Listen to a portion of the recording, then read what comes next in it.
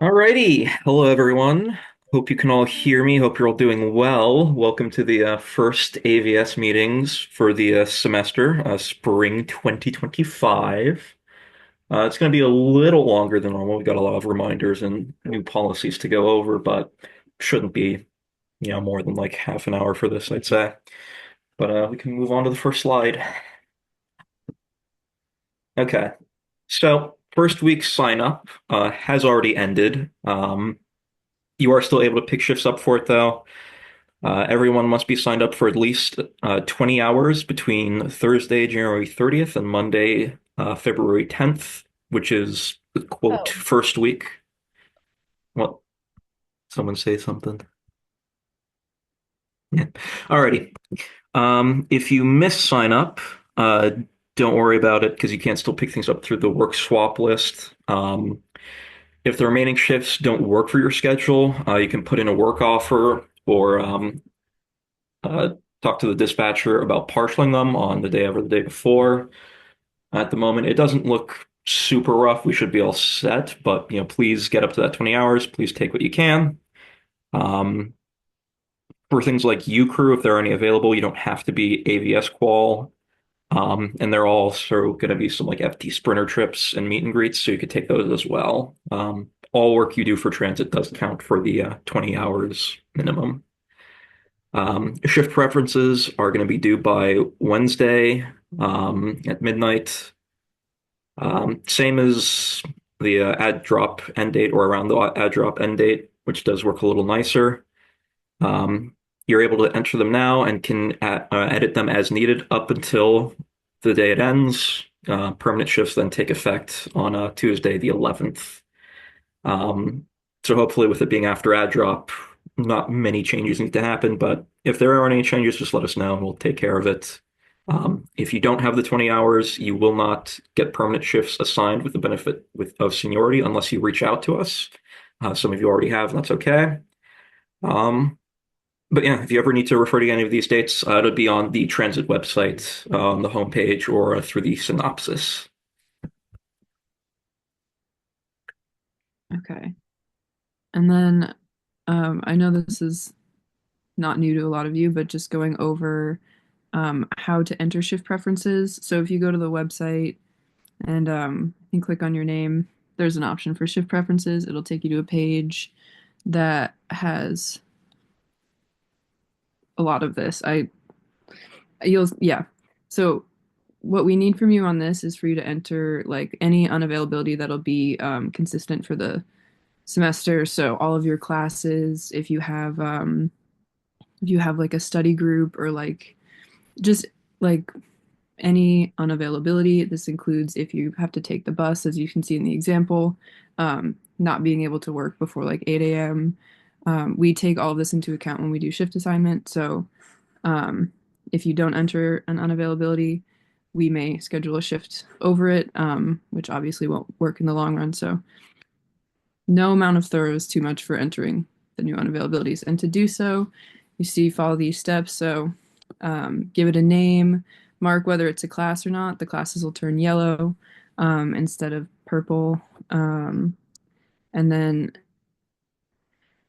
um, sorry, and then also enter the start and end times.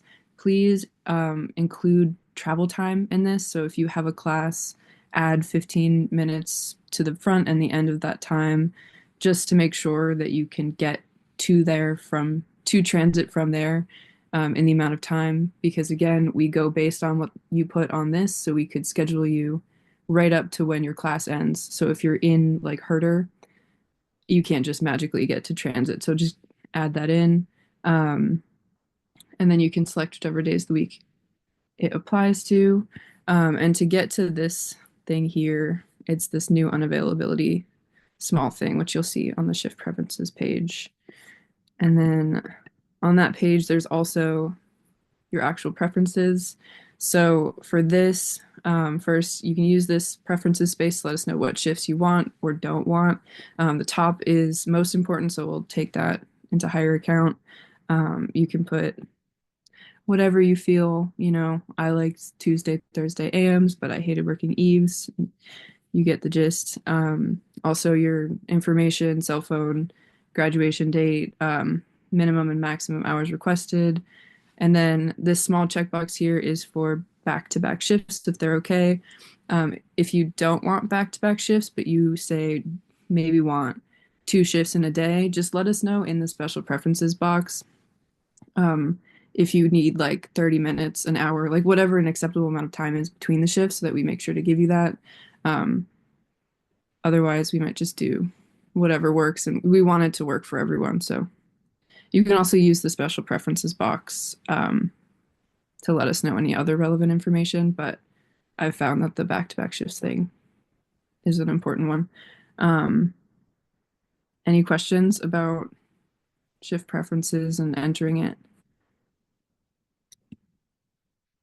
Okay, moving on. Alrighty. So, some reminders and such about parking. Only three vans should be in the AVS box at a time during the day, and try to keep them close to the curb. Don't hit the curb, of course, but nice and tight along the curb. We want to have space so that all vans that are parked in there can get out, and so that they can also deploy their lifts during circle checks, even if there is a bus parked right along the curb. In theory, we do have just enough space to do so, so try to keep yourselves parked nicely on the box. The box is full. You should then look towards the east curb.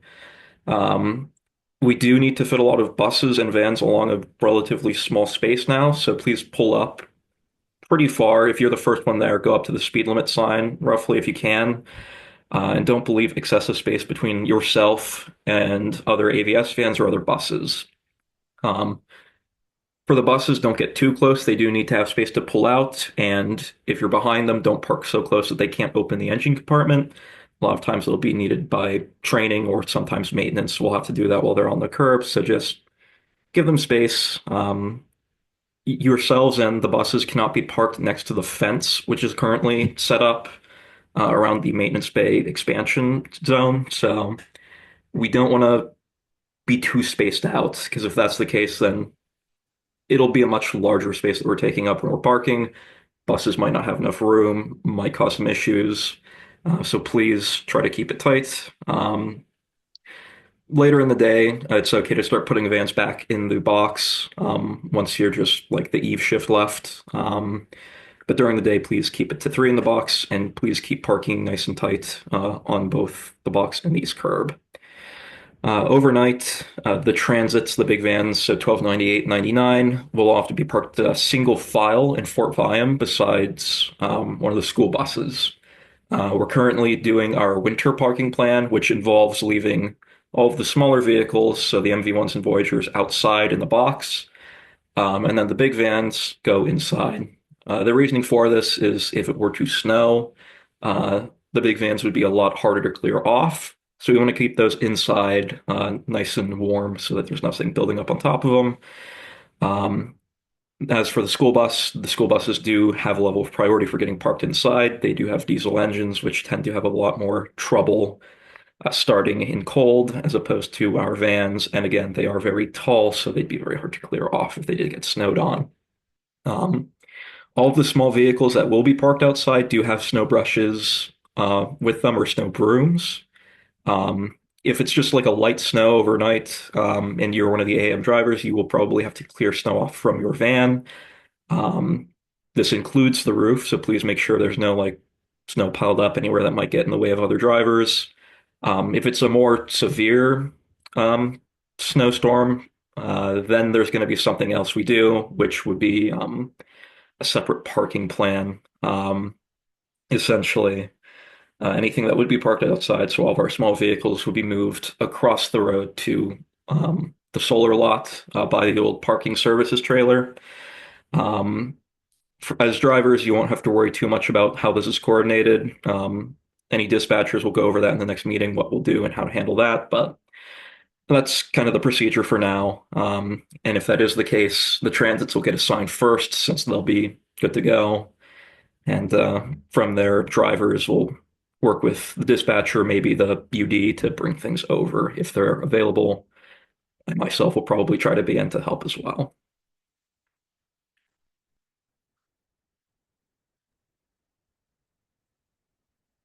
Okay, awesome. And then some general reminders. Please just always remember that you're keeping to keep your vans clean. This includes not leaving any trash behind. Just kind of at the end of your shift, you know, when you fill in your end mileage, just do a general sweep of the van, make sure it looks good, like you found it, and if we all do that, it'll keep them looking nice. And then for the Voyagers specifically, um, please make sure that you're storing the securements properly. You have to tuck them away after each 1023 just to make sure that they're not a tripping hazard for anyone, any future passengers. Um, and do not close the sliding doors manually. It messes with their function if you try to like force it closed while it's doing its thing. So just don't. And then on the same note, just make sure the ramp handle is properly stowed. If it's sticking out a little bit, it can get caught in the door, which we don't want. Yeah.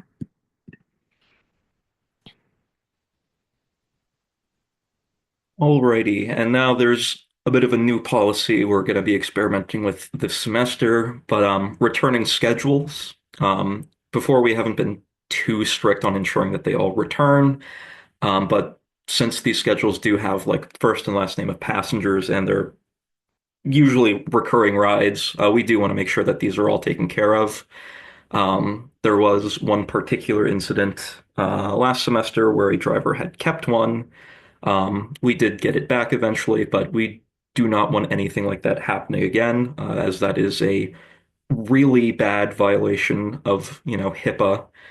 Um, so please don't keep those with you or put them anywhere random. Just bring them back to the dispatcher. The dispatcher will take the schedules and have them shredded at some point later in the day.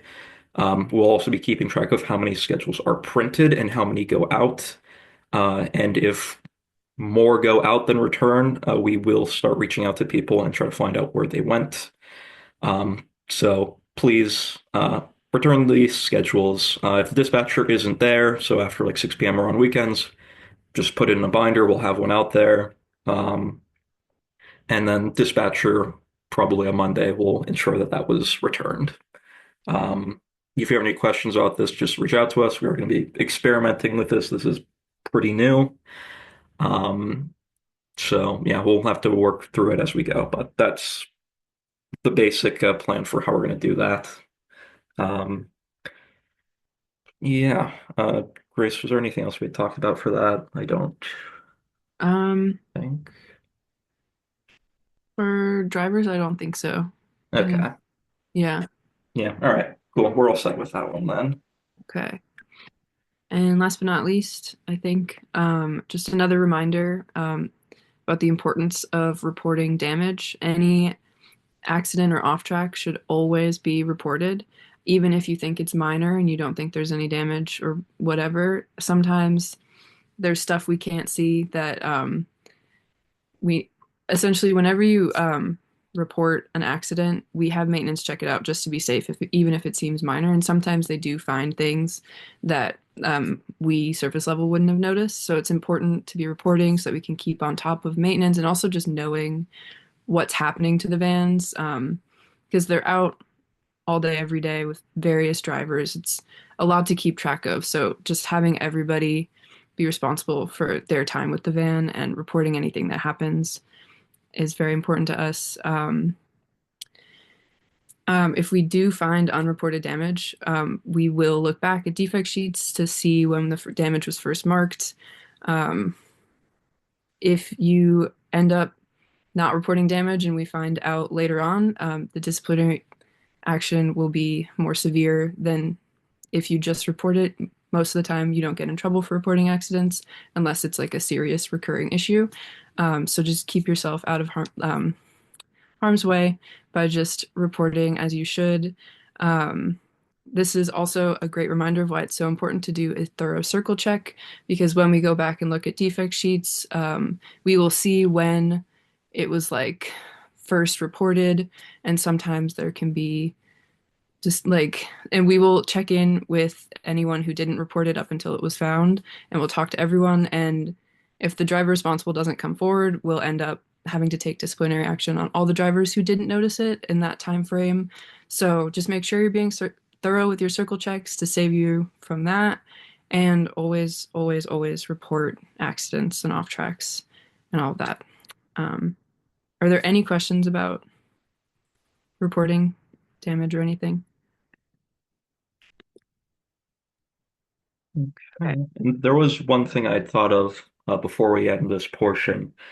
We have a section on it for dispatchers, but we are going through a little bit of hiring. We do have a couple of bus to AVS crossovers who are going through training, and then we're going to hire a few more people from outside of transit. We've already gotten quite a few applications for that. So we're going to go through, find some more people, which will mean ride-alongs and observations will be happening again at some point within the next couple weeks.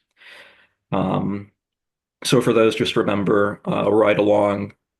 The trainee basically just hops in the van and watches how you do things. For an observation, you observe the trainee, and there is a sheet involved.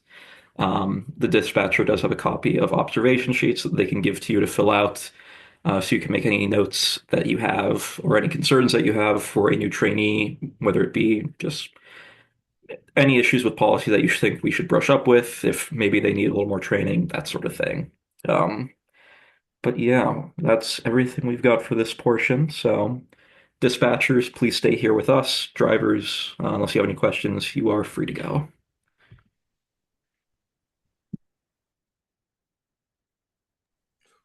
I don't have a question per se. I do have a quick thing. So you said that you have snow brushes in all the cars. Do you have brushes or snow brooms?